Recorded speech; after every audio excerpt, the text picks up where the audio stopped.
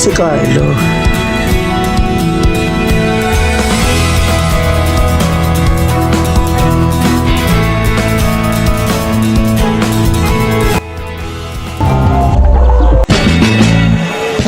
Nang bigla ako may nakabangga.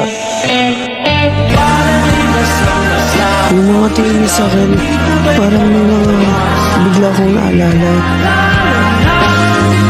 Parang halos ayaw liniis ng mga mata ko habang naglalakad siya.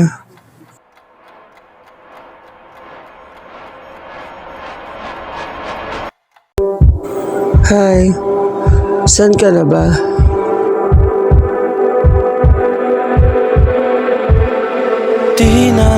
Malapit na ako. Sige, antayin kita dito sa may pinag-usapan natin. Okay, sige. See you. Huwag mo lang tagalan, ha? Okay po.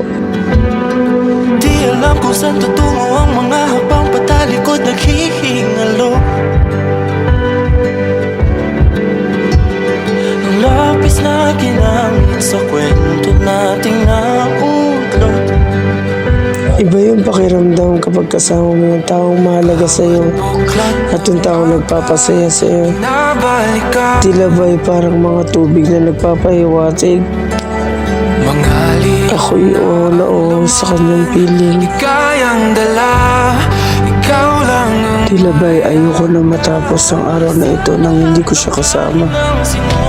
Sa bawat araw, ang nais ko lang ay siya'y laging nasa tabi ko. Ayaw tong paulit-ulit kong babalik-balikan. Sigaw ay ikaw pa rin. Patuloy kong panghawakan ang iyong mga salitang hindi na nakikita sa tingin ng iyong mga mata. Ngunit kung sarado na ang puso sana darama, pwede bang isipin mo kung bakit tayo nagsimula? Ating katotohanan ay naging isang nobelang winakasan ng pagtutudang di na nalabanan. Maaari ko bang maibalik ang nakaraan? Nais na maramdaman muli Ngunit parang hindi na ito mangyayari pa. pangalan mo. Ngunit bawat letra ay mahirap nang ikuhin dahil binubuo nila ang iyong mga pangako. Sa lahat ng bahin ang sinulat ng tadhana ay ikaw at ikaw at ikaw pa rin. Ayaw tong paulit-ulit kong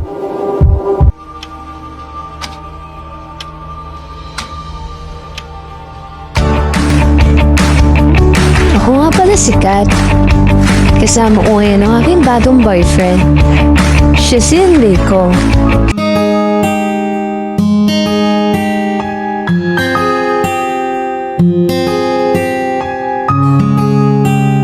Parang kailan lang simula nung makilala ko si Enrico.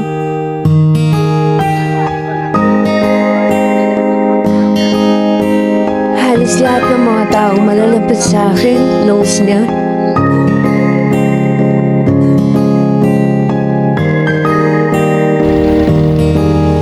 Dito kami madalas mag-practice kapag meron kaming group dance.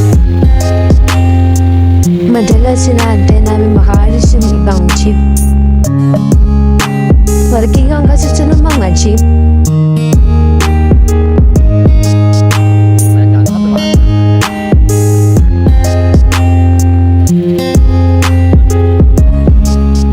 Uy, speak ang plaster.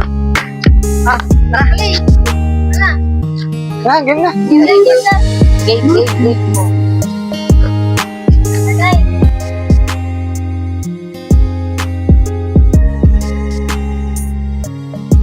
Marami akong masasayang moment na kasama ko siya.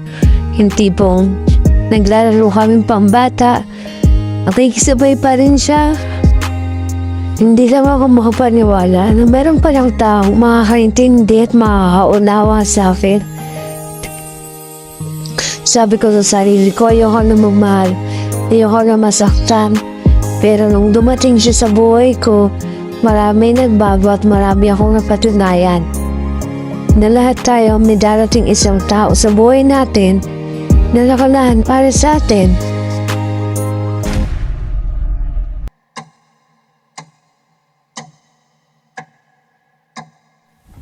Ang ex ko na si Carlo at ang ex ko rin na si Enrico ay sila rin ang nagkatuluyan bandang huli.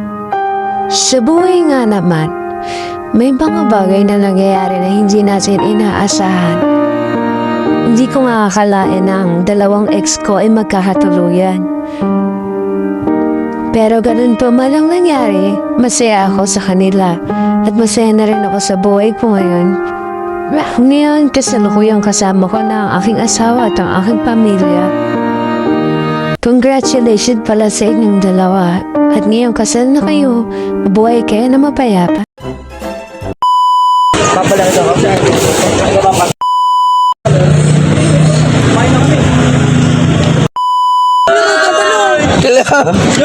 Ay, hindi mayaman, no? Ito yung mayaman.